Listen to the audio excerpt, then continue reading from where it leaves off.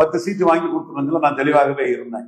இப்ப முத்திரையர்கள் மத்தியில ஒரு ஸ்டாரா இருந்த ஒரு கே செல்வகுமார், அவரை திமுக அணி கையில எடுத்திருக்கிறது திமுகவுக்கு பெரிய அசட்டு. முத்திரையர்கள் மத்தியில இது திமுக முத்திரையர்களை பற்றி ஒரு பாராமுகமா இருந்த சூழ்நிலையில அமைச்சர் மையநாதன் கூட தானே சேர்ந்திருக்கிறாரு. உண்மையிலேயே நான் பாராட்டினேன். அமைச்சர் மையநாதன், மதியந்தன் கிடையாது. மையநாதன் முத்திரையர் அமைச்சர், மதியந்தன் சொல்றேன். மையநாதன் முத்திரையர் அமைச்சர். அவரு முத்திரை சமுதாயத்தை சேர்ந்த திமுக பிரதிநிதியா இருக்கிறாரு. மையநாதன் அவரு கூட தான் சேர்ந்திருக்கிறாரு. கண்டிப்பா அவருக்கு டிக்கெட் கொடுத்தா திமுகவுக்கு வந்து பெரிய பூஸ்ட். ஜெயலலிதா அரசுக்கு எதிராக களத்தில் இறங்கி போராடுறது முத்திரையர்கள் தான். அந்த முத்திரையர்களோட அந்த ஸ்ட்ராங்கான பலமான போராட்டம் ஊடகத்துல சரியா ஹைலைட் ஆகல.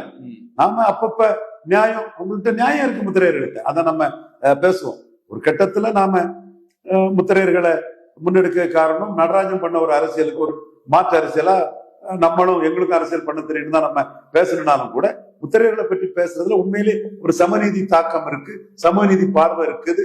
பரவலா எண்ணிக்கை கொண்ட சமூகம், முத்திரையர், வேடர், கண்டர், கண்ணப்ப நாயனார் வெளிவந்தவங்க, பெரும்படு முத்திரையரை முன்னிறுத்தி தரலக்கூடியவங்க.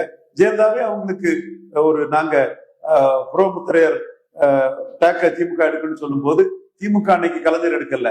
ஆனா ஜெயலலிதா மேலூர்ல பவர்ஃபுல் கேண்டிடேட் சாமி, பவர்ஃபுல் கலர் லீடர், அவருக்கு கேராப்ல பெரிய பிள்ளான்னு ஒரு முத்திரையரை கேண்டிடேட் ஆக்குனாங்க. அப்ப ஜெயலலிதா சூடா நுணுக்கமா அதை பார்த்தாங்க. இன்னைக்கு அது ஜெயலலிதா உள்ள அதே சூழ்நசும் நுணுக்கமும் ஸ்டாலின் இருக்குன்னு நான் பாக்குறேன். என்ன பொறுத்தவரை கே செல்வகுமாருக்கு டிக்கெட்டே கொடுக்கறதும் கரெக்டா இருக்கும்னு நான் பாக்குறேன்.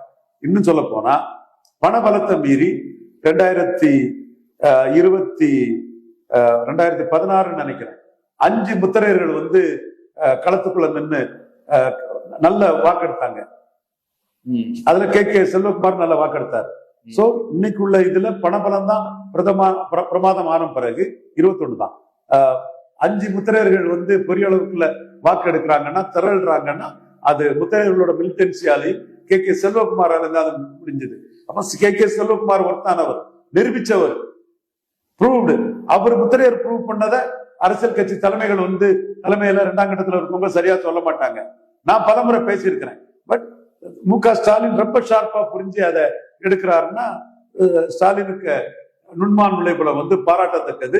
முத்திரையோட ஆஸ்பிரேஷனை புரிஞ்சு ஒரு முத்திரையர் செல்வகுமார்ங்கிறவரு வந்து முத்திரையில் ஒரு பிரதிநிதியா இருக்கிறாருங்கிறதையும், அவர் பலம் நிரூபிச்சவருங்கிறதையும், இம்ப்ரூவ்டு ஸ்ட்ரென்த்ங்கிறதையும் ஸ்டாலின் புரிஞ்சுக்கிட்டாரு.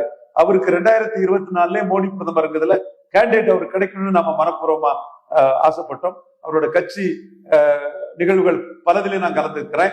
பெரும்பட முத்திரையர் சிலைக்கு திருச்சியில மாலை போடும் போது நம்மளை பக்கத்துல நிறுத்தி நம்மளை கௌரவிச்சு செய்யக்கூடியவர். ஏன்னா நம்ம உண்மையான உணர்வுபூர்வமான முத்திரையரோட சமநீதி எழுச்சிக்கான ஒரு நபருங்கிறது அவங்களுக்கு தெரியும். அந்த வகையில கே செல்வகுமார் இன்னைக்கு திமுக அணியில வந்திருக்கிறதுக்கும் அவரை டிக்கெட் வாங்க போறதற்கும் என்னுடைய மனமார்ந்த வாழ்த்துக்களை தெரிவிச்சுக்கிறேன்.